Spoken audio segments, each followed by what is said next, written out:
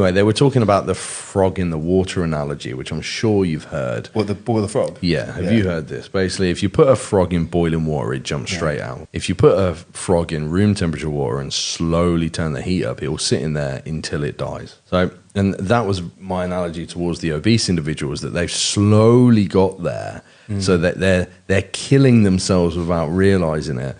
And I was thinking about this with bodybuilders because recently with a client, and if they're watching this, they'll know who it is. They'd sort of come to the end of a blast, and it's sort of like where you are, actually. This would be a good analogy for you, is come to the end of a blast, and then we've pulled down to a TRT cruise, we've pulled into a slight deficit, we've pulled training volume way down, you know, like stresses have come down.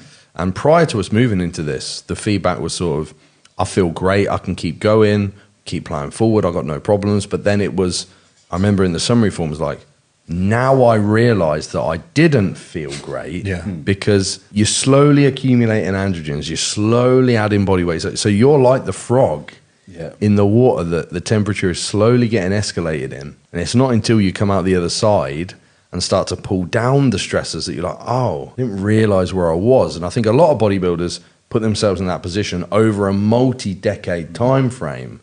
You know, you don't realize because the body weight's slowly going on or the health slowly getting negatively impacted that you're sort of edging yourself to